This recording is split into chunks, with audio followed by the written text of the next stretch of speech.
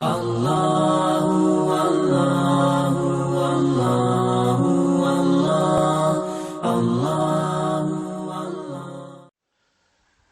للہ وکفا وسلام علی عبادہ الذین اصطفى اما بعد اعوذ باللہ من الشیطان الرجیم بسم اللہ الرحمن الرحیم والذین جاہدوا فینا لنہدینہم سبلنا وإن اللہ لمع المحسنین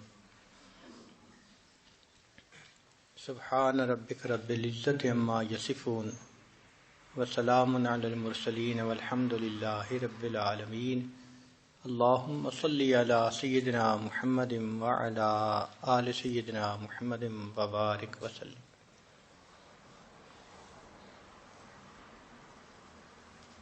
ذکر و سلوک کا یہ راستہ قال نہیں حال ہے۔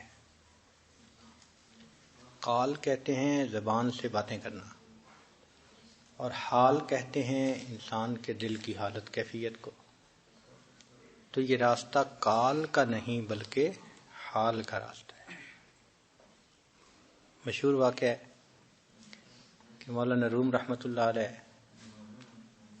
بہت بڑے عالم تھے، لیکن صرف پڑھنے پڑھانے تک ان کا وقت گزرتا تھا۔ ایک دفعہ وضو کا تالاب تھا تو اس کے قریب بیٹھے بچوں کو پڑھا رہے تھے، تو شمس تبریز رحمۃ اللہ علیہ آئے۔ مولانا روم رحمۃ اللہ علیہ سمجھے کہ بھئی کوئی دیوانہ آ گیا ہے، اپنے حال میں مست آدمی۔ تو شمس تبریز رحمۃ اللہ علیہ نے پوچھا، مولانا یہ چیز یہ کیا ہے؟ کتاب تھی نا ہاتھ میں۔ تو مولانا نے کہا این قال است، این قال است۔ تو انہوں نے کتاب لی اور کتاب لے کے تالاب میں پھینکی۔ تو مولانا پریشان، چونکہ اس زمانے میں تو سیاہی سے لکھی ہوئی مخطوطہ کتابیں ہوتی تھیں، اور پانی میں ڈالنے سے تو کتاب گئی ضائع۔ تو مولانا نے کہا یہ کیا کیا؟ تو شمس تبریز رحمۃ اللہ علیہ نے ہاتھ ڈالا اور اس کو نکال کے جب ہاتھ کے ساتھ یوں لگایا تو مٹی اس سے اڑنے لگی، جیسے خشک چیز ہوتی ہے نا، خشک کتاب، اس میں سے مٹی اڑتی ہے۔ تو مولانا نے کہا این چیز، انہوں نے کہا این حال است۔ تو اس واقعے کے بعد پھر مولانا روم رحمۃ اللہ علیہ ان کے ساتھ نتھی ہو گئے، اور پھر انہوں نے خود یہ کہا، مولوی ہرگز نشد مولا روم تا غلام شمس تبریز نشد۔ تو یہ ہمارا راستہ یہ قال کا راستہ نہیں، یہ حال کا راستہ ہے۔ باتیں زیادہ کرنا، اور پھر سالک کو جس کے اندر غفلت ہوتی ہے ابتدا میں، ایک تو ہوتا ہے نا صاحب نسبت، یہ باتوں کے دوران بھی باخدا ہوتے ہیں، ایک ہوتی ہے سالکین۔ سالکین کی تو توجہ ایک ہی طرف ہوتی ہے، تو جتنا باتوں میں مصروف ہوں گے اتنا دل کی طرف سے غافل ہوں گے۔ دل کی طرف انسان جب متوجہ ہوتا ہے تو بات کرنا اچھا ہی نہیں لگتا۔ من عرف ربہ کل لسانہ، جو رب کو پہچان لیتا ہے پھر اس کی باتیں تھوڑی ہو جاتی ہیں، بولنے کو ہی دل نہیں کرتا۔ جو بندہ بھی غمزدہ ہو، آپ اس سے بات کر کے دیکھیں، اس کا بات کرنے کو دل نہیں چاہے گا۔ حضرت اختر تھانوی رحمۃ اللہ علیہ کی خانقاہ میں عشاء کے بعد بولنے پہ پابندی تھی۔ چنانچہ دو نوجوان علماء، ایک کا نام محمد شفیع اور ایک کا نام محمد یوسف، یہ دونوں شہزادے فراغت کے بعد وہاں گئے کہ ہم حضرت کے پاس کچھ عرصہ رہیں گے۔ کمرہ مل گیا۔ عشاء کے بعد عام طور پہ تو خاموشی تھی، لیکن ان کی آپس میں کوئی علمی گفتگو شروع ہو گئی. تو جو خادم تھا وہ آیا اور اس نے کہا کہ جناب آپ نووارد ہیں اور آپ کو یہاں خانقاہ کے ماحول کا پتہ نہیں ہے، یہاں عشاء کے بعد باتیں نہیں کرتے. چلا گیا. اب وہ نوجوان تھے، سوچنے لگے کہ باتیں تو ہم دین کی کر رہے ہیں، کون سی دنیا کی کر رہے ہیں. تو وہ بات پھر کرتے رہے. اب کرتے کرتے پھر والیوم آٹومیٹک اونچا ہو جاتا ہے. تو جب دوسری دفعہ والیوم اونچا ہوا تو اب وہ جو خانقاہ کا نگران تھا بوڑھا، وہ آیا اور اس نے کہا کہ آپ دونوں حضرات کی جو آواز اگر میں نے دوبارہ پھر بلند ہوتے دیکھی تو آپ کے بستر آپ کے سر پر رکھوا کر آپ کو یہاں سے نکال دیا جائے گا، گھر بھیج دیا جائے گا.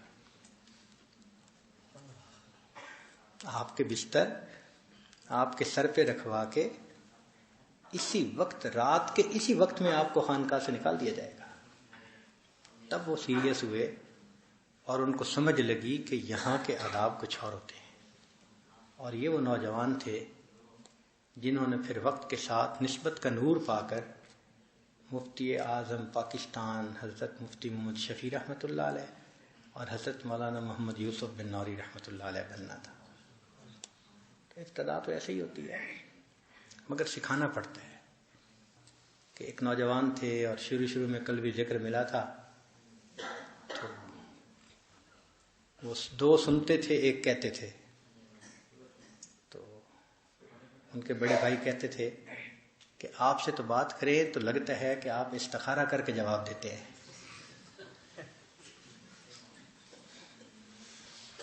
کہ آپ سے بات کریں تو یوں لگتا ہے کہ آپ تو استخارہ کر کے جواب دیتے ہیں. ایسی کیفیت ہو جاتی ہے بندے کی، نہیں دل چاہتا بولنے کو، سننے میں مزہ ایسا ہے. ایک ہے کال کا راستہ، اس میں تو بولنا ہی ہوتا ہے، اور ایک ہے حال کا راستہ، اس میں سننا ہوتا ہے. بس بیٹھے ہیں، اللہ اللہ سن رہے ہیں، اپنے مزے میں ہیں، اپنی دنیا ہے. اب آج کی اس محفل میں ہمارے سلسلہ عالیہ نقشبندیہ کے کچھ اصطلاحات ہیں، کچھ الفاظ ہیں جو استعمال ہوتے ہیں، تو ان کو کچھ ایکسپلین کرنا ہے. ہمارے بزرگوں نے فرمایا کہ ایک لفظ ہوتا ہے سالک اور ایک لفظ ہوتا ہے مجذوب. سالک سلوک سے ہے، راستہ.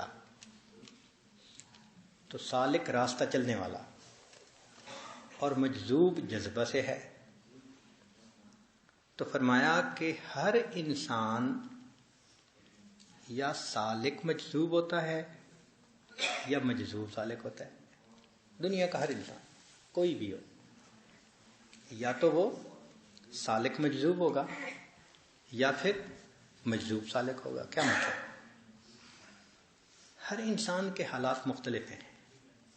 کچھ تو ایسے ہوں گے کہ جو اپنی تمنا اور طلب سے اللہ کے راستے پر چلے اور مجاہدے بھی کیے اور رگڑے بھی کھائے، وقت بھی لگایا، حتیٰ کہ ان کے مجاہدے پر اللہ کو ترس آ گیا، رحم آ گیا، اور اللہ نے پھر ان کو اپنی طرف کھینچ لیا.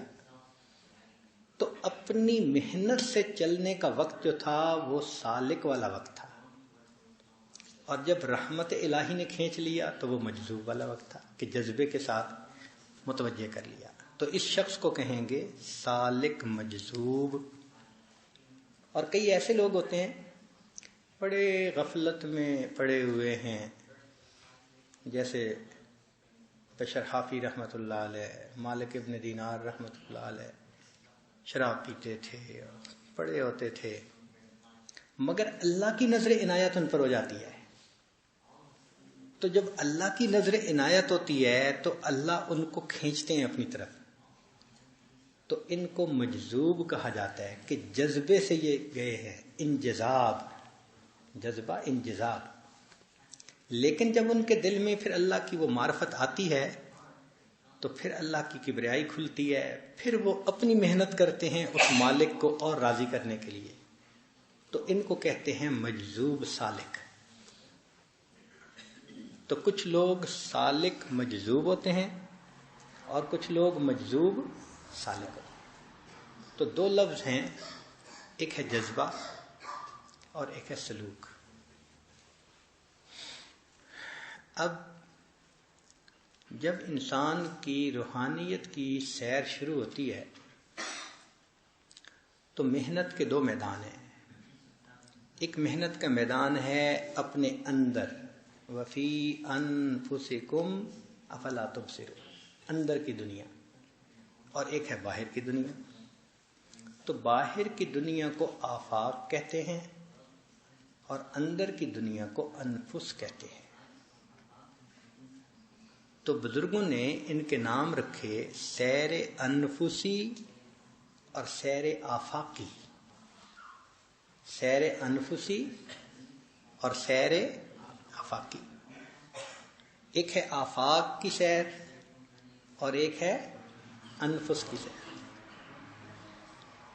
تو انفس کی سیر سے کیا مراد ہوگا؟ من میں سیر۔ اور آفاقی سیر سے کیا مراد ہوگا؟ باہر کی کائنات کی سیر۔ تو یہ دو لفظ استعمال ہوتے ہیں۔ اب دو طرح کے لطیفے ہیں، کچھ عالم امر سے تعلق رکھتے ہیں، کچھ عالم خلق سے تعلق رکھتے ہیں۔ قلب، روح، سر، خفی، اخفا، یہ 5 لطیفے عالم امر کے ہیں، اور نفس اور قالب یہ لطیفے عالم خلق کے ہیں۔ اب ذرا بات توجہ سے سنیے گا کہ دوسرے سلاسل میں اس راستے کی ابتدا نفس سے کرتے ہیں کہ نفس کا مجاہدہ، کم کھانا، کم پینا، کم سونا، کم لوگوں سے ملنا، تنہائی اختیار کرنا۔ نفس میں خواہش ہوئی ٹھنڈا پانی پینے کی، اے نفس میں تجھے کیوں ٹھنڈا پانی پلاؤں، تو مجھے اللہ کی نافرمانی پہ ابھارتا ہے، گھڑا پڑا ہوا ہے دھوپ کے اندر، جی چاہا اٹھا کے سائے میں رکھ دوں، اے نفس میں اپنے گھڑے کو دھوپ سے اٹھا کے سائے میں نہیں رکھوں گا۔ یعنی وہ نفس کی ہر خواہش کو توڑتے ہیں حتیٰ کہ توڑ کے نفس کو وہ کمزور کرتے ہیں۔ یہ طریق ہے ہمارے بزرگوں کا، متقدمین کا سلوک یہی تھا۔ حتیٰ کہ کسی مچھلی بیچنے والے کو سن لیا کہ مچھلی کا کباب بیچ رہا تھا، تو نفس کی خواہش ہوئی، اے نفس میں تجھے آئندہ 5 سال تک مچھلی کا کباب نہیں کھانے دوں گا۔ وہ اس قسم کی باتیں کرتے تھے اور نفس پر مجاہدے کرتے تھے۔ اور کئی ایسے بھی تھے کہ انہوں نے لکڑی کی روٹی بنا کے اپنے گلے میں ہی لٹکائی ہوئی تھی۔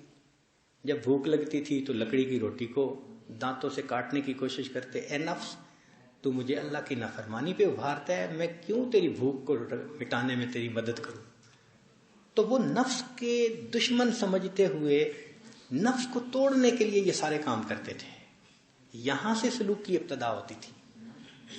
تو جب نفس سے سلوک کی ابتدا ہوئی تو یہ نفس کہاں کا لطیفہ ہے؟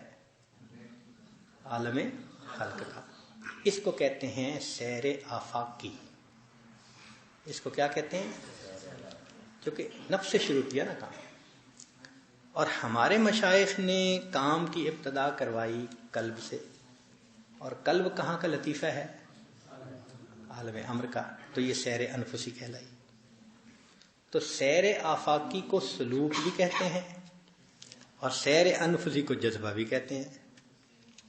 اسی لیے وہ حضرات سیر آفاقی سے کام شروع کرتے ہیں اور آخر پہ جا کے ان کو سیر انفسی نصیب ہوتی ہے، اور ہمارے سلوک میں ابتدا ہی سیر انفسی سے۔ تو ہمارے بزرگوں نے کہا کہ اندراج النہایت فی البدایت۔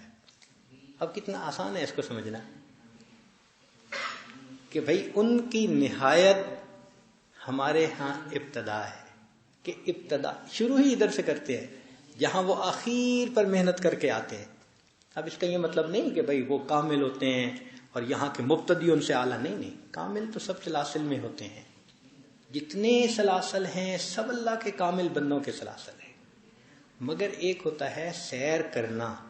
آپ گھر کو دائیں سے بائیں بھی دیکھنا شروع کر سکتے ہیں اور بائیں سے دائیں بھی دیکھنا شروع کر سکتے ہیں. دروازے سے لے کے اندر تک جا سکتے ہیں یا کوئی آدمی پہلے ہی آپ کو اندر پہنچا دے اور دکھاتا ہوا باہر لے کے آئے. تو دو ہی انداز ہے نا.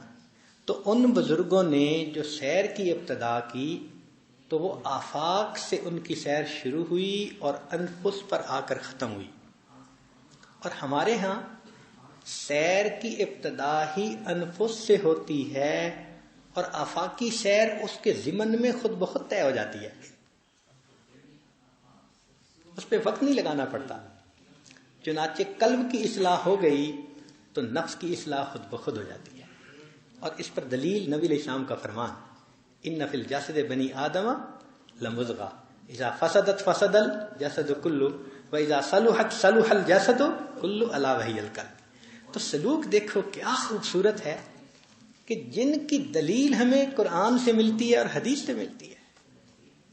نبی علیہ السلام نے فرمایا دل سنور گیا سارا جسم سنور گیا. تو ہمارے بزرگوں کا یہ کہنا کہ اس سیر انفسی کے ضمن میں سیر آفاقی ہو جاتی ہے تو یہ بات تو 100% ٹھیک ہے. حدیث سے ثبوت مل رہا ہے اس کا. تو سمجھ میں آنے والی بات ہے. تو ہمارے بزرگ کام ہی سیر انفسی سے شروع کرواتے ہیں. تو یوں سمجھیے کہ وہ سیر آفاقی سے چلے سیر انفسی پہ آئے اور پھر سیر انفسی ان کی پوری زندگی جاری رہی. ہمارے بزرگ سیر آفاقی سے کرنے کی بجائے کرتے ہی سیر انفسی کی ابتدا سے ہیں اور پوری زندگی وہی سیر رہتی ہے. اس کے ضمن میں آفاقی خود بخود طے ہو جاتی ہے. اس کو کہا گیا اندراج النہایت فی البدایت کہ آخر کو ابتدا میں درج کر دیا گیا. الحمدللہ ثم الحمدللہ. نفس پہ بھی جو مجاہدے بندہ کرتا ہے تو مقصود تو اس کا یہی ہوتا ہے نا آخر پر کہ دل سنور جائے. تو نفس کے مجاہدوں سے بھی دل کا سنورنا مقصود ہوتا ہے. اور اگر مراقبہ ہی دل پہ کرے تو یہ اور زیادہ آسان ہو جاتا ہے. اب اس کو ایک مثال سے سمجھ لیں ذرا بات آسان ہو جائے گی کہ آپ نے بیماری کے لیے دوائی لینی ہے. تو دوائی لینے کے دو طریقے ہیں. ایک تو یہ ہے کہ آپ گولی کھائیں تو وہ گولی آپ کے پیٹ میں جائے گی پھر ہضم ہونے میں وقت لگے گا. پھر اس کے بعد اس کی جو نیوٹریشن ہے وہ ساری جسم معدہ الگ الگ کر کے اس کو بلڈ میں پہنچائے گا. جب وہ بلڈ میں جائے گی تب جا کر اثر شروع کرے گی. اس لیے کوئی بھی گولی کھائیں تو ڈاکٹر حضرات کہتے ہیں کہ جی اس کا اثر آدھے گھنٹے میں جا کے صحیح ہوتا ہے. یہ نہیں ہے کہ ادھر گولی منہ میں اور اثر شروع. سر درد کی گولی کھائیں تو آدھے گھنٹے میں سر درد اترتا ہے. وجہ کیا ہوتی ہے کہ آدھا گھنٹہ لگتا ہے اس گولی کو معدے میں جا کے پھر بریک اپ ہو کے پھر بلڈ میں جانے تک. تو یہ سارا ٹائم لگا اس کو بلڈ میں پہنچنے تک جب اثر شروع ہوا. اور ایک طریقہ اب نیا نکلا ہے انٹراوینس انجیکشن کے بجائے گولی کھانے کے وہ ایک انجیکشن ہے وہ سیدھا بلڈ میں ہی ڈال دو. تو جب بلڈ میں ڈال دیں تو دین اینڈ دیر اس کا اثر شروع ہو جاتا ہے. 1 منٹ میں درد ختم ہو جاتی ہے. تو ہیں تو دونوں طریقہ علاج. ایک نے ٹائم لمبا لے لیا اور ایک جو تھا وہ ذرا سری اور اثر ہو گیا. اب سوچیں کہ نفس کے مجاہدوں کو کر کے بھی پہنچنا کہاں ہے؟ قلب پر ہے. اور ایک ہے کہ ڈائریکٹ شروع ہی قلب سے کر دیں. تو یہ پھر طریقہ اقرب ہوا کہ نہ ہوا؟ اسهل ہوا نا، اوفق ہوا نا. الحمدللہ بات سمجھ میں آتی ہے کہ ہمارے بزرگوں نے جو بات کی ہے وہ کوئی دعویٰ نہیں تھا، وہ حقیقت تھی جو سمجھ میں آتی تھی. تو ہر بندے کی ایک سیر آفاقی ہوتی ہے، ایک انفسی ہوتی ہے. اب ہم یہاں پر ان مشائخ کے کچھ جو کلمات تھے ان کو پڑھتے ہیں. یہ مکتوبات معصومیہ ہیں. ایک مکتوب میں حضرت نے بہت سارے اصطلاحات کو ایک ہی جگہ اکٹھا کر دیا تو ہم نے پھر اسی کو منتخب کیا کہ یہی پڑھیں گے. سب سے پہلا ہے سفر در وطن. یہ فارسی کے الفاظ ہیں. سفر در وطن، اس کا کیا معنی؟ وطن کی طرف سفر. یعنی سالک ہر وقت یہ دھیان رکھے کہ مجھے وطن کی طرف سفر کرنا ہے. اب اس کا ایک تو معنی یہ ہوا کہ ہمارا اصلی وطن کون سا ہے بھائی؟ آخرت ہے، جنت ہے. ہمارا اصلی وطن کون سا ہے؟ جنت ہے. ہم تو وہاں کے ہیں اور کچھ وقت کے لیے دیش نکالا ملا تو یہاں آ گئے، اور جب یہاں سے جائیں گے تو واپس اپنے گھر. اس لیے آپ حیران ہوں گے کہ قرآن مجید میں اللہ رب العزت نے فرمایا تلک الجنت التی اورثتموہا، یہ جنت ہے جس کا وارث ہم بنائیں گے. بھئی وارث تو ہوتا ہے جس کے باپ کی جائیداد ہو، تو جنت تو ہمارے باپ کی جائیداد ہے نا. آدم علیہ السلام کو اللہ نے دی تھی، تو یہاں بھیجنے سے یہ تھوڑا ہے کہ ملکیت ختم ہو گئی. ملکیت تو ہے. اللہ نے فرمایا تھا کہ میں تمہیں تھوڑے وقت کے لیے بھیج رہا ہوں، تم جاؤ ذرا. تو یہ تو ایک آزمائش تھی، اس کے بعد لوٹ کے تو اپنے گھر ہی جانا ہوتا ہے. تو ہم تو مسافر ہیں. دنیا ہمارا وطن اقامت ہے، وطن اصلی نہیں ہے. وطن اصلی تو جنت ہے. اس لیے مومن جب یہاں سے فوت ہوگا تو روح سیدھا کہاں جائے گی؟ واپس اپنے گھر جائے گی، جنت میں جائے گی. تو ہمارا وطن آخرت ہے. روح بھی عالم امر سے آئی ہوئی چیز ہے، اس دنیا میں وہ پردیسی ہے. تو سفر در وطن، کہ وطن کی طرف سفر کرنا. سالک ہمیشہ اس دنیا میں رہتے ہوئے یہ سوچے کہ مجھے اپنے وطن کی طرف سفر کرنا ہے. تو کیا ہوگا کہ وہ اس دنیا میں الجھے گا نہیں. یہ دنیا کی رنگینیاں اور دنیا کی چمک دمک یہ اسے الجھائے گی نہیں. آپ نے دیکھا ہوگا نا کہ جس بندے پہ بوجھ ہو، پیچھے بیوی بچے ہوں، ماں باپ ہوں، اور وہ سعودی عرب چلا جائے نوکری کرنے کے لیے، تو وہاں وہ پیسہ نہیں اڑاتا. ہم نے دیکھا شاورما لے کے کھا لیتا ہے اور 2 ریال میں گزارا کر لیتا ہے اور پیسے بچاتے ہے. ہر وقت اس کو یہ سوچ ہوتی ہے میں نے واپس جانا ہے. تو مومن کا حال یہی ہے کہ ہم اس دنیا میں بس گزارا کریں، اور ہے تو ہم نے جانا کہیں اپنے وطن میں. تو سفر در وطن، کہ ایک تو ہم ہر وقت یہ سوچ رکھیں کہ اس دنیا میں ہم نے نہیں رہنا، کہاں جا کے رہنا ہے؟ آخرت میں رہنا ہے. سفر در وطن. اور دوسرا یہ کہ ہم اپنے قلب پر محنت کریں تاکہ یہ لطیفہ اپنے اس عارضی مقام سے نکل کر اپنے اصلی مقام تک چلا جائے. اس کو سیر کہتے ہیں. یہ سفر در وطن ہوا.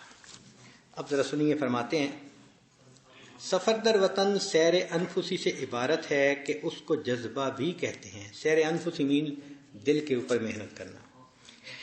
ان بزرگواروں کی معاملہ کی ابتدا اسی سیر سے ہے، اور سیر آفاقی کے سلوک اس سے عبارت ہے. اس سیر کے ضمن میں طے ہو جاتی ہے. اور دوسرے سلسلوں میں کام کی ابتدا سیر آفاقی سے کرتے ہیں، نفس سے کرتے ہیں، اور ان کی انتہا سیر انفسی پر ہے. اور کام کی ابتدا سیر انفسی سے کرنا اس طریقہ کی خصوصیت ہے، اور اسی کو اندراج النہایت در بدایت کہتے ہیں. اس معنی میں ہے کہ سیر انفسی جو دوسروں کی نہایت ہے وہ ان اکابر کی ابتدا ہے. سیر آفاقی مطلوب کو اپنے سے باہر ڈھونڈنا ہے، اور سیر انفسی اپنے آپ میں اور اپنے دل کے گرد گھومنا ہے. تو اللہ کا گھر کہاں ہے بھائی؟ لا یسعنی ارضی ولا سمائی ولکن یسعنی قلب عبد مؤمن. میں زمین اور آسمانوں میں نہیں سماتا، میں مومن بندے کے دل میں سما جاتا. تو گھر تو اس کا محبوب کا اندر ہے ہمارے. تو سیر آفاقی میں وہ نہیں ملے گا، بلکہ کہاں ملے گا؟ انفسی میں. سبحان اللہ. وہ ہمارے علاقائی زبان میں کہتے ہیں کانو پھرنی ہے ڈاواں ڈول کڑے. کڑے کہتے ہیں لڑکی کو. کہ لڑکی تو کیوں ڈاواں ڈول پھر رہی ہے؟ کانو پھرنی ہے ڈاواں ڈول کڑے جن لبنیے تیرے کول کڑے، جس کو تو ڈھونڈتی پھر رہی ہے وہ تو تیرے پاس ہے، تو کیوں ڈاوا ڈول پھر رہی ہے؟ تو حقیقت یہ ہے کہ ہم اللہ کو باہر اگر ڈھونڈیں گے تو کہیں نہیں پائیں گے، اندر ڈھونڈیں گے تو اپنے دل میں پا لیں گے، کیونکہ یہ گھر ہے اس کا۔ تو اس لیے فرمایا کہ مطلوب کو اپنے سے باہر ڈھونڈنا ہے جو سیر آفاقی ہے، اور سیر انفسی اپنے آپ میں آنا اور اپنے دل کے گرد گھومنا، اسی کو بزرگوں نے فارسی میں یوں کہا، ہم چو نابینا مبر ہر سوئے دست، بات در زیرے گلی مست ہر چے ہست۔ تو اندھے کی طرف ہر طرف ہاتھ نہ لے جا، جو کچھ ہے وہ تیرے ساتھ تیرے کمبل کے نیچے ہی ہے۔ کہ تو اندھے کی طرح ادھر ادھر ہاتھ مت پھیلا، جو کچھ ہے وہ تیرے ساتھ تیرے کمبل کے نیچے ہی ہے۔ تو اللہ کو ڈھونڈنا ہو تو کہاں ڈھونڈیں گے؟ کہاں ڈھونڈیں گے؟ اور قرآن کیا کہہ رہا ہے؟ وفی انفسکم افلا تبصرون۔ سبحان اللہ، کیا سلوک اللہ نے دیا ہے کہ جگہ جگہ قرآن کی آیتیں اور حدیث مبارکہ تائید کرتی ہیں ہمارے بزرگوں کی ان تعلیمات کی۔ تو اپنے من میں دیکھنا، اس کو کہتے ہیں سفر در وطن، وطن کی طرف سفر کرنا۔ پھر دوسرا ہے خلوت در انجمن۔ انجمن کہتے ہیں مجلس کو، محفل کو، اور خلوت کہتے ہیں تنہائی کو، یعنی محفل میں بھی تنہائی کے مزے پانا۔ چنانچہ جس کا دل کہیں اٹکا ہوتا ہے نا، محفل میں بیٹھا ہوتا ہے، حاضر نہیں ہوتا، وہ غیر حاضر ہوتا ہے، اس کا دل کہیں اور اٹکا ہوا ہوتا ہے۔ جسم یہاں ہوتا ہے، دل کہیں اور ہوتا ہے۔ تو سالک کا بھی یہی حال ہوتا ہے کہ چونکہ ہر وقت اس نے اللہ کے ذکر کی طرف متوجہ رہنا ہوتا ہے، تو وہ دوستوں کے مجمع میں بیٹھا ہوتا ہے، مگر اس مجمع میں بیٹھ کے وہ تنہائی کے مزے لے رہا ہوتا ہے۔ اس کو کہتے ہیں خلوت در انجمن، یعنی انجمن جو کہ تفرقہ کی جگہ ہے، باطن کی راہ سے مطلوب کے ساتھ خلوت رکھتا ہو اور باہر کا تفرقہ اندرونی حجرے میں راہ نہ پائے۔ یعنی تفرقہ ہو تو باہر ہو، اندر تفرقہ نہیں ہونا چاہیے، وہ یکسوئی ہے، اللہ کی طرف دھیان۔ تو سالک کی مثال ایسے ہوتی ہے کہ جیسے ایک آدمی شیشے کے کمرے میں بیٹھا ہو تو باہر دیکھ رہا ہے کہ آندھی چل رہی ہے، جھکڑ چل رہے ہیں، مٹی اڑ رہی ہے، اور درخت ہل رہے ہیں، اور ٹہنیاں ٹوٹ کے گر رہی ہیں، تو باہر اتنی ٹربولینس ہوتی ہے، مگر وہ اندر بڑے آرام پرسکون سے بیٹھا ہوتا ہے، اس کے اوپر اثر نہیں ہوتا۔ تو بالکل جس بندے کو نسبت حاصل ہوتی ہے اس کے دل کی یہ کیفیت ہوتی ہے کہ باہر ادھر ادھر وساوس، باتیں، خیالات، سب ٹربولینس ہوتی ہے، لیکن اس کا دل، اس کے اندر جمعیت ہوتی ہے۔ جتنا مرضی تفرقہ باہر ہو جائے، وہ باطن کی جمعیت پر اثر انداز نہیں ہوتا۔ چنانچہ وہ ایک لمحہ بھی اللہ سے غافل نہیں ہوتے۔ حضرت مجذوب رحمۃ اللہ علیہ نے ایک مرتبہ تقریباً 1 گھنٹہ سب دوستوں کو خوب لطیفے سنائے، خوب ہنسایا۔ جب ہنس ہنس کے لوگ تھک گئے نا، تو یکدم وہ سیریس ہو گئے اور کہنے لگے کہ بتاؤ، اس 1 گھنٹہ ہنسنے کے دوران تم میں سے کون تھا جو اللہ کی طرف متوجہ رہا؟ تو لوگ حیران، کسی کو یاد ہی نہیں تھا۔ پھر اپنے بارے میں فرمایا کہ گو میں آپ کو ہنساتا رہا 1 گھنٹہ پورا، مگر اس 1 گھنٹے میں 1 لمحہ بھی میرا دل اللہ سے غافل نہیں۔ اس کو کہتے ہیں خلوت در انجمن، کہ ظاہر میں انجمن ہے مگر خلوت کے وہ مزے لے رہا ہے۔ باطن اللہ کی طرف سے ہٹتا نہیں ہے، باطن میں تفرقہ نہیں آتا، جمعیت آ جاتی ہے۔ تفرقہ اگر ہوتا بھی ہے تو ظاہر پہ ہوتا ہے، باطن میں راہ نہیں پاتا۔ اس کو کہتے ہیں خلوت در انجمن۔ ازبروں درمیان بازارم، وزدروں خلوت است با یارم۔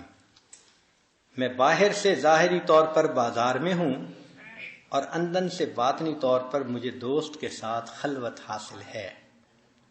ابتدا میں یہ معنی تکلف کے ساتھ ہے اور انتہا میں بلا تکلف ہے، یعنی سالک کو یہ ابتدا میں تکلف کے ساتھ کرنا پڑتا ہے کہ بھئی لوگوں کی محفل میں بیٹھ کے دھیان اللہ کی طرف رکھے، غافلین میں بیٹھ کے ذاکر کی فضیلت پائے، تو شروع میں تکلف سے کرنا پڑتا ہے۔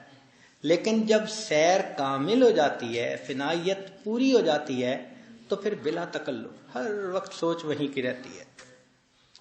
اس کی مثال یوں سمجھ لیں کہ اگر کوئی بچہ امتحان میں فیل ہو جائے تو اگر وہ کسی محفل میں بیٹھا ہو، لوگ باتیں بھی کر رہے ہوں، تو بس وہ ظاہر میں سن رہا ہوتا ہے، مگر اس کے ذہن میں وہی اپنے فیل ہونے کا خیال چل رہا ہوتا ہے کہ ہو میں تو فیل ہو گیا، غم زدہ ہوتا ہے اس کا دل، اور وہ اپنی سوچوں میں، لوگ کہتے نہیں ہیں کہ تم کہاں ڈوبے ہوئے ہو، تو اللہ والوں کی یہی کیفیت ہوتی ہے کہ اللہ کی محبت ان کے دل میں ایسے گھر کر لیتی ہے کہ وہ دنیا کے ان تمام مشغولیتوں کے اندر رہتے ہوئے بھی من میں اپنے اللہ کے ساتھ خلوت کے اندر رہتے ہیں۔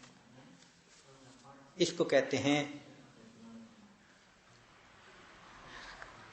اگر جلوت میں بیٹھے ہوں تو خلوت کے مزے آئیں، جو آئیں اپنی جلوت میں تو ساکت ہو سخندانی، کہ یہ حضرات جلوت میں رہتے ہوئے بھی خلوت کے مزے پا رہے ہوتے ہیں۔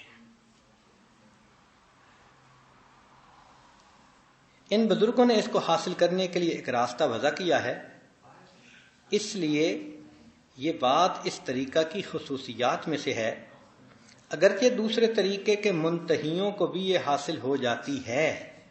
یہ نعمت جو ہے، یہ صفت جو ہے، یہ دوسرے طریقے کے کاملین کو بھی حاصل ہوتی ہے، مگر ہمارے ہاں تو شروع سے ہی یہی سکھاتے ہیں نا، اس کی یہ خصوصیت ہے۔ چنانچہ ہمارے سالک کی کیفیت ہوتی ہے ازدروں شو آشنا او وزبروں بیگانہ وش، این چنی زیبا صفت کمی بود اندر جہاں، کہ اندر سے تو ہم آشنا ہوں ایک دوسرے سے اور اوپر سے ہم بالکل بیگانے ہوں۔ جہاں چھپے تعلق ہوتے ہیں وہاں ایسے ہی ہوتا ہے نا، اوپر سے اجنبی بن کے رہتے ہیں، اندر سے دل جڑے ہوئے ہوتے ہیں۔ تو فرماتے ہیں کہ یہ نقشبندی سلوک ایسا ہی ہے کہ اوپر سے بندہ اجنبی بنا ہوا ہوتا ہے، کام میں لگا ہوا ہوتا ہے جیسے سب لوگ لگے ہوئے ہیں، مگر یہ اندر سے اپنے اللہ کے ساتھ ہر لمحے واصل ہوتا ہے۔ تو اس کو کہتے ہیں خلوت در انجمن، کہ محفل میں بیٹھ کر بھی یہ خلوت کے مزے لیتے ہیں۔ تو یہ دو باتیں سمجھ میں آ گئیں، سفر در وطن اور خلوت در انجمن۔ ایک تیسری چیز ہے، اس کو کہتے ہیں ہوش در دم۔ دم کہتے ہیں سانس کو، ہوش کہتے ہیں ہوش مندی کو۔ یہ غفلت کے مقابل لفظ ہے۔ غافل جو ہوتا ہے وہ ہوش میں نہیں ہوتا، اور جو حاضر ہوتا ہے وہ گویا ہوش میں ہوتا ہے۔ تو ہوش در دم، ان کا مقصد یہ کہ ایک سانس جو انسان کا اندر جاتا ہے یا باہر آتا ہے، اس اتنے سے لمحے میں بھی تم اللہ سے غافل نہ ہونا۔ سانس لیتے، اندر جاتے باہر جاتے بھی اللہ کی طرف توجہ رہے۔ اس لیے فرمایا جو دم غافل سو دم کافر، جو سانس غفلت میں گزر گیا تو وہ سانس گویا کفر کی حالت میں گزر گیا۔ تو ہوش در دم، ایک سانس بھی غفلت میں نہیں گزارنا، ہوش میں، نگہداشت میں، باطن کی طرف دھیان، دل پر دھیان۔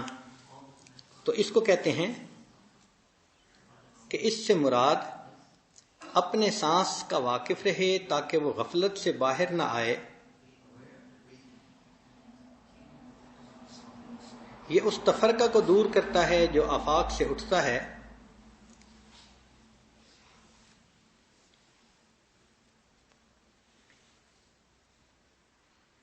یہ کلمہ انفسی تفرقہ کو دور کرنے کے لیے ہے۔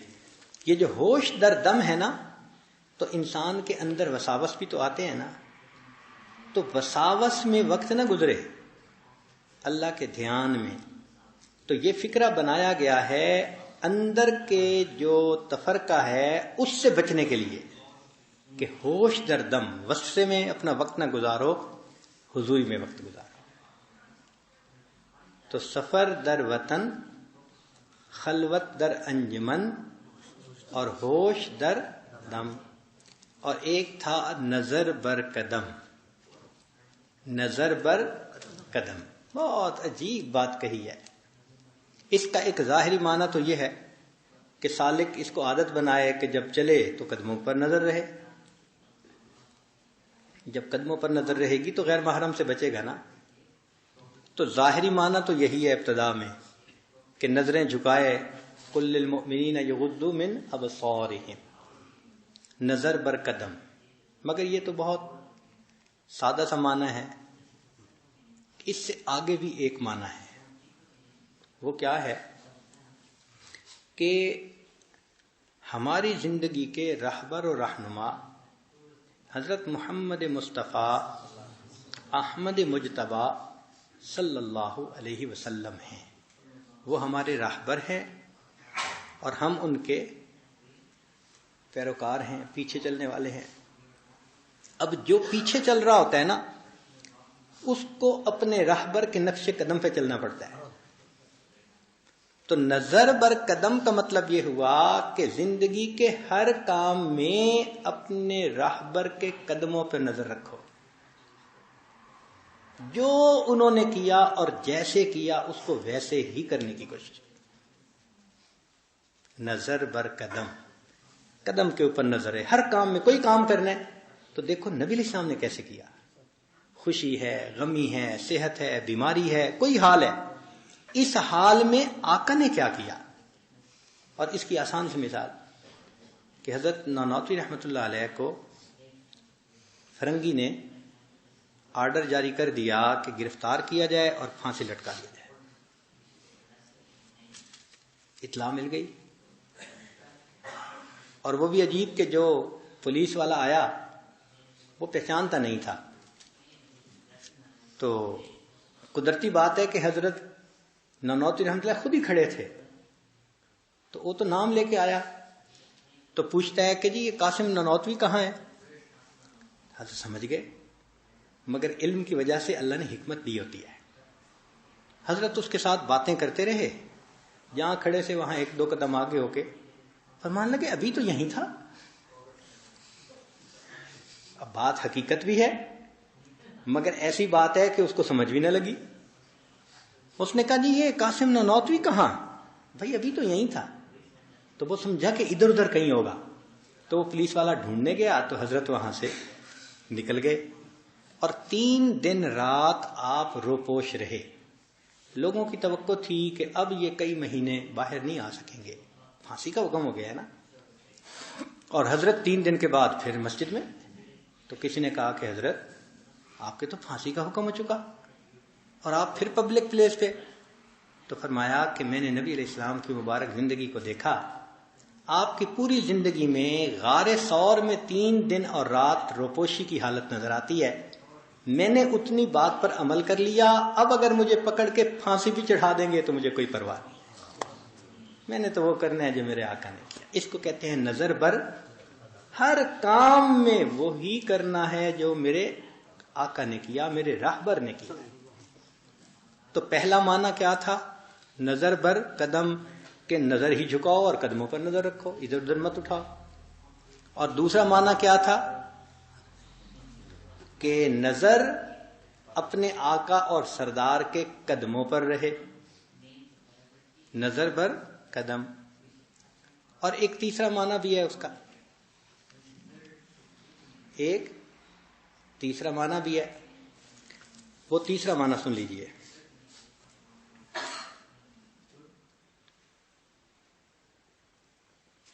فرماتے ہیں کہ اس چیز سے عبارت ہے نظر بر قدم کہ راستہ چلنے میں نظر قدم پر جما لی جائے اور طرح طرح کے محسوسات کے ساتھ نظر کو پراگندہ نہ کرے تاکہ جمعیت کے زیادہ قریب ہو جائے، کیونکہ ابتدا میں دل نظر کے تابع ہوتا ہے اور نظر کی گندگی دل پر اثر کرتی ہے.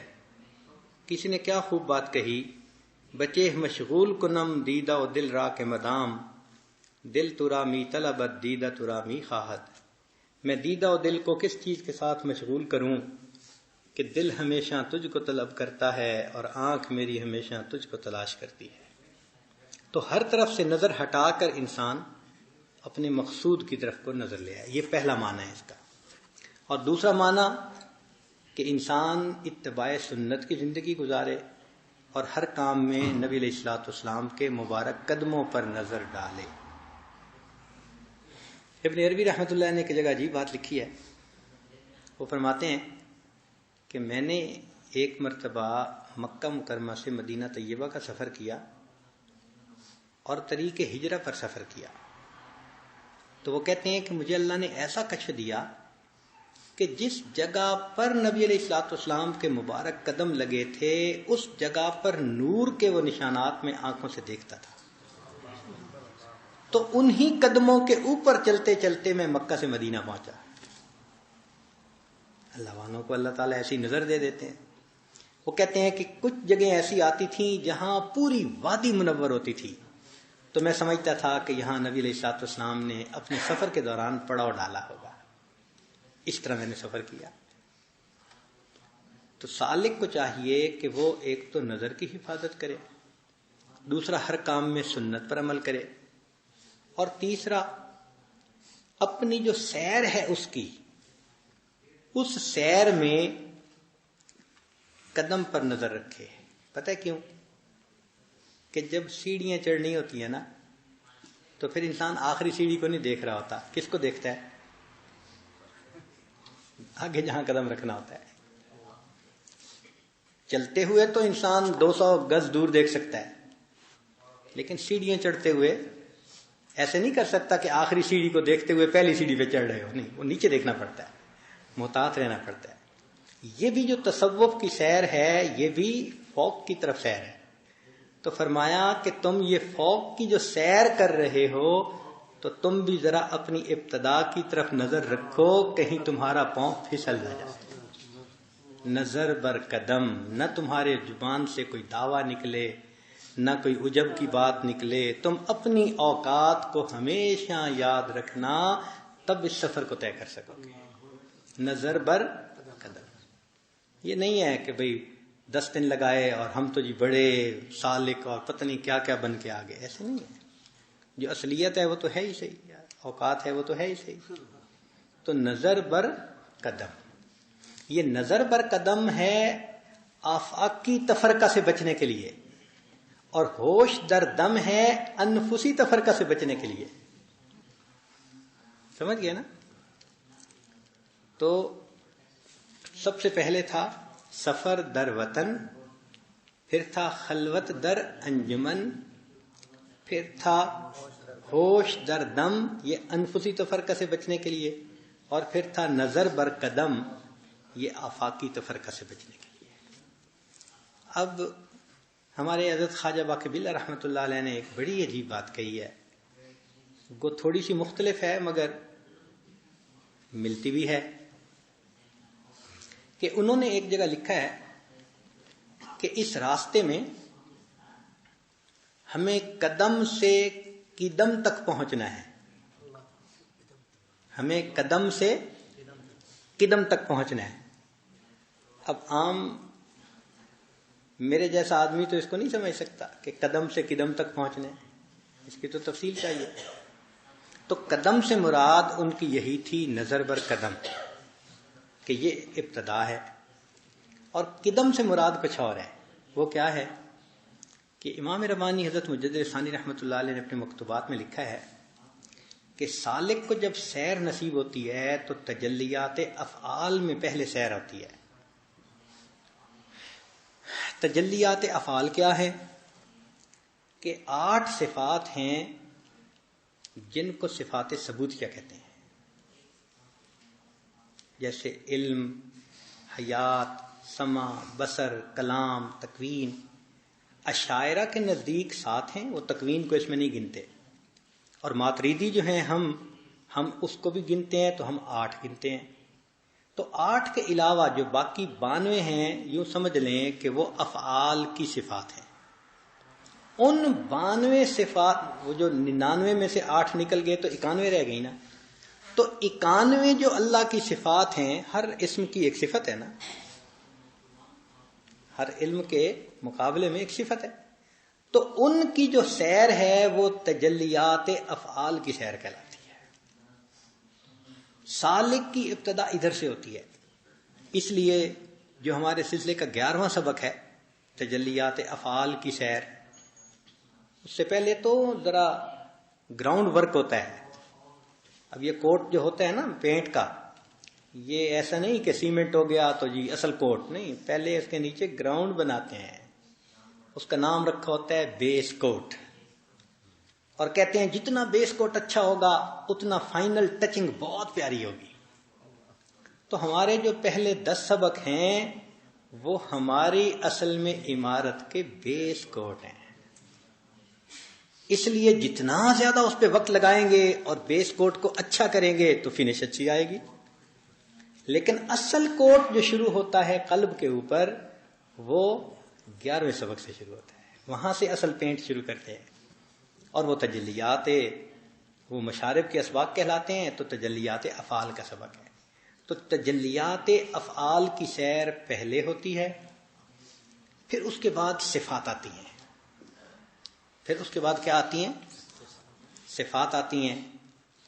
اور اس کے بعد پھر ذات آتی ہے.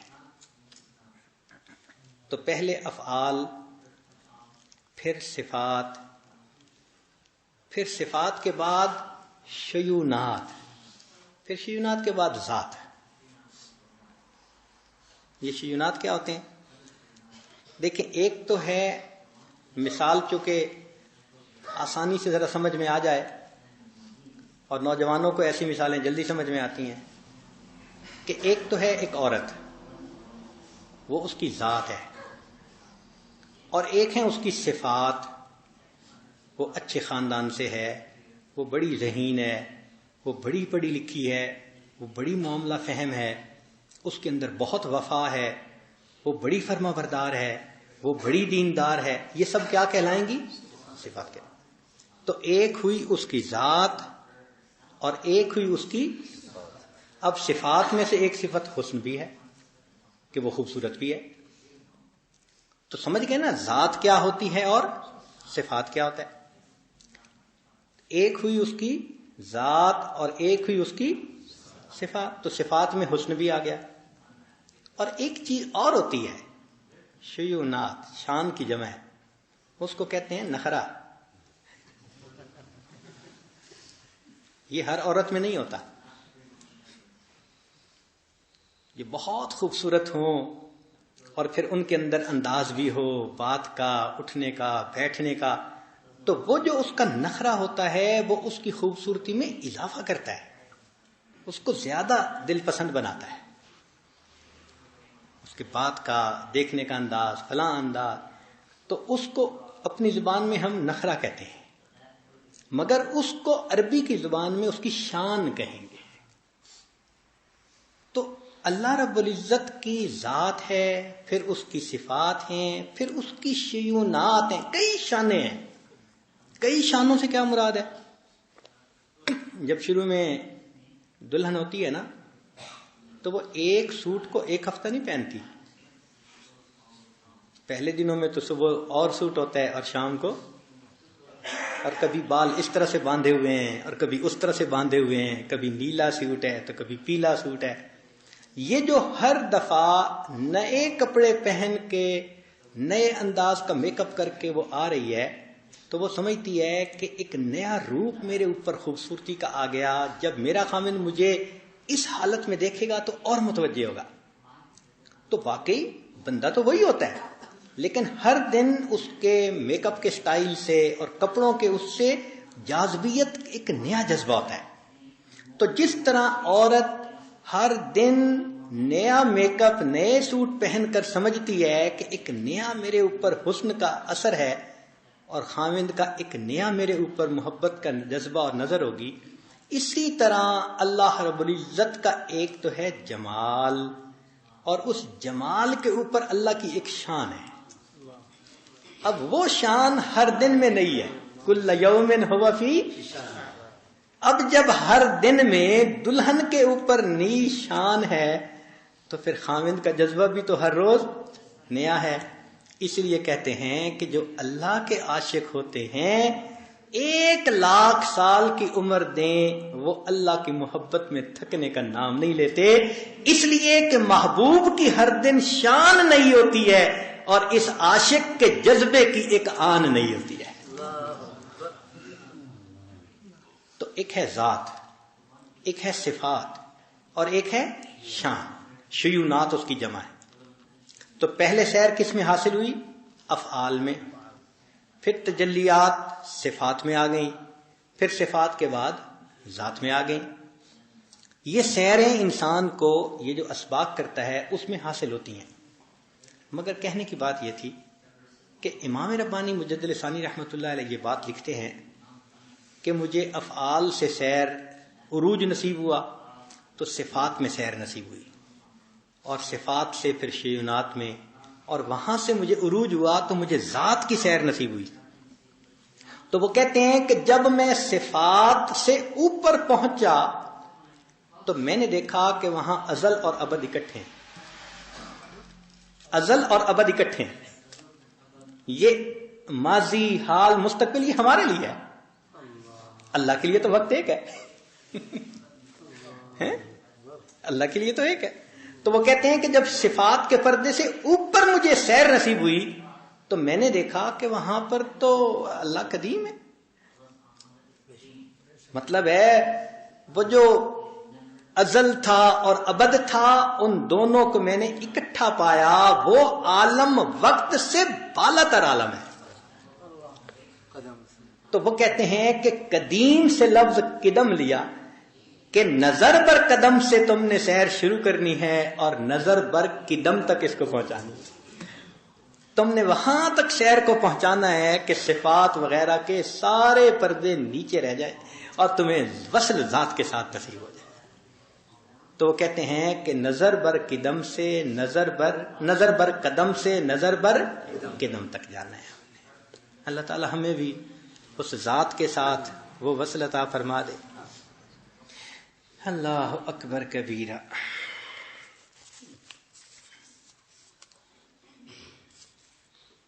پھر آگے فرمایا یاد کرد اور یادداشت، یہ دونوں ملتے جلتے لفظ ہیں۔ یادداشت کہتے ہیں کہ انسان کے اندر ایسی حضوری آ جائے کہ اس کو بلا تکلف اللہ یاد رہے، بلا تکلف اللہ یاد۔ اس کی مثال یوں سمجھے کہ باقی کاموں کے لیے تو ہمیں کچھ کرنا پڑتا ہے، سانس لینے کے لیے تو کچھ نہیں کرنا پڑتا، اس کا نظم اللہ نے ایسے بنایا ہے، ہم کھا رہے ہیں، پی رہے ہیں، ہمیں احساس ہے کہ سانس آ رہا ہے، جا رہا ہے یا نہیں ہے، سانس تو آ رہا ہے نا۔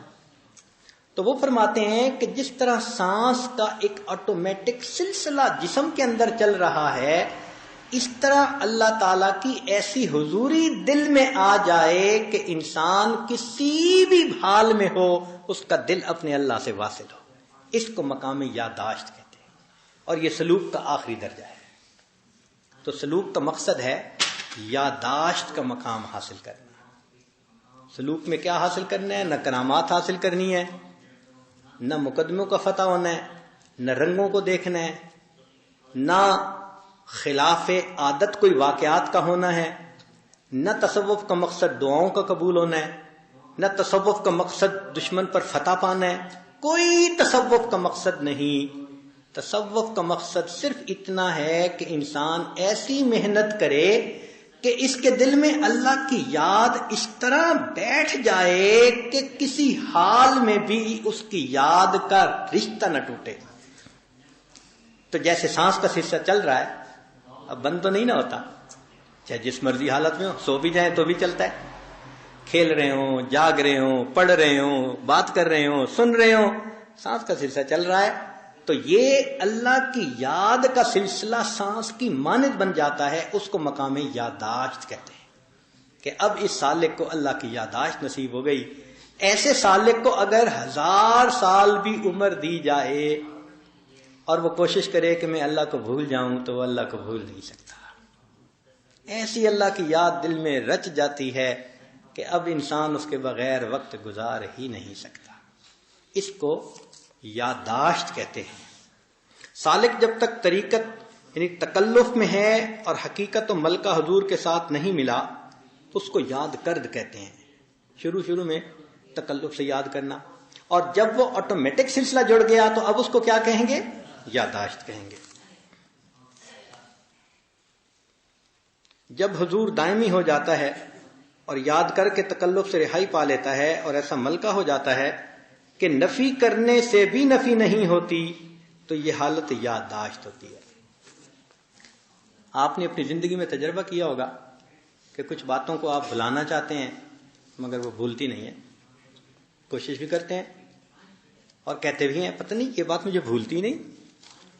جیسے وہ کیفیت ہو جاتی ہے نا ہماری کسی معاملے میں، تو سالک کی سلوک کے اختتام پر یہی کیفیت کہ وہ بھولنا بھی چاہے وہ اللہ کو بھول ہی نہیں سکتا.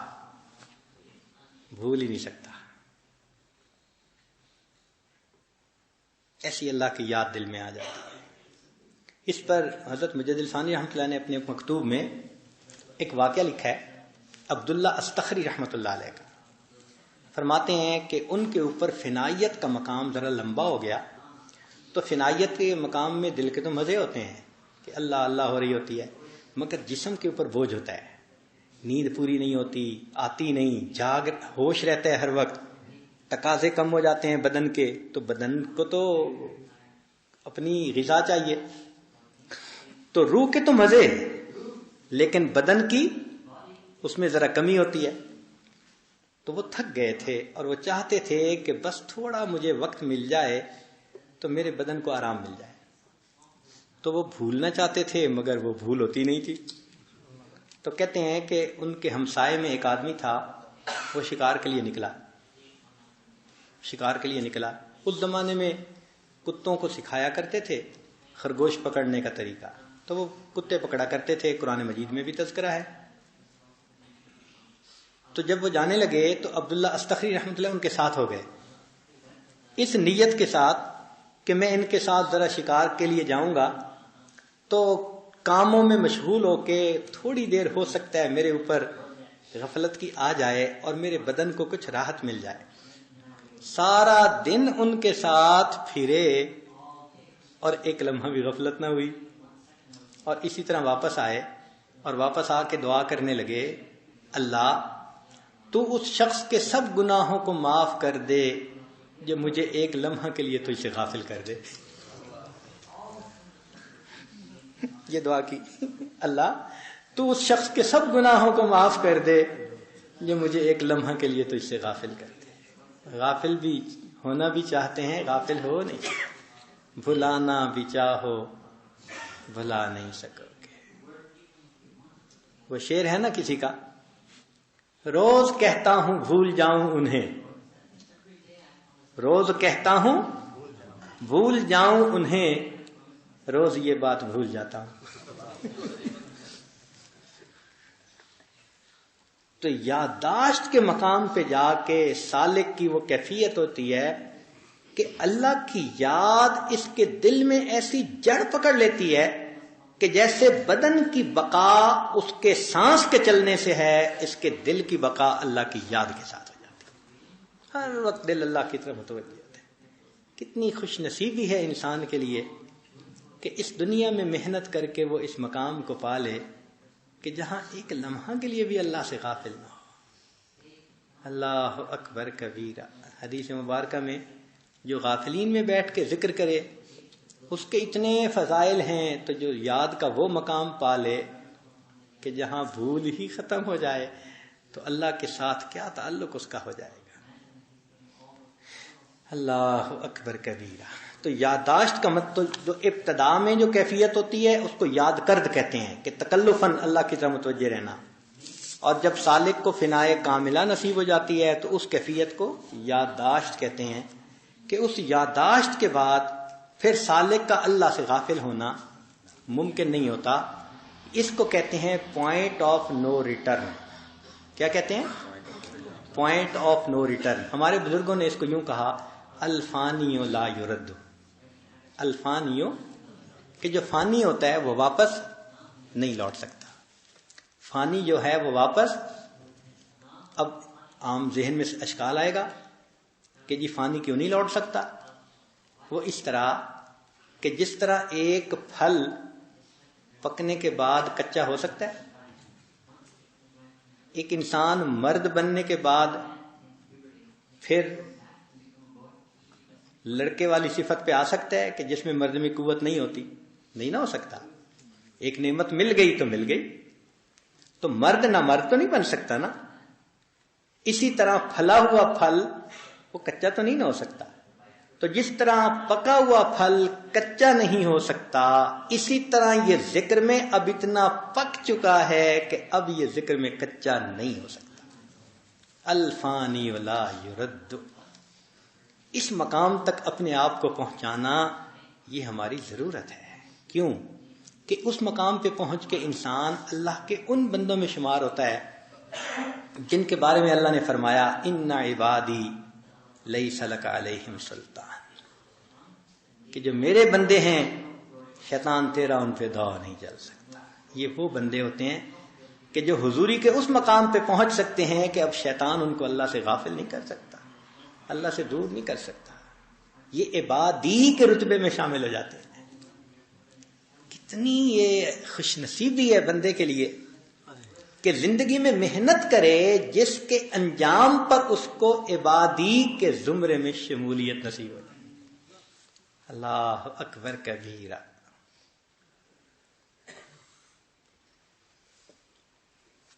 جزاکم اللہ احسن الجزاء. سبحانک اللہم و بحمدک اشہد ان لا الہ الا انت استغفرک و اتوب الیک.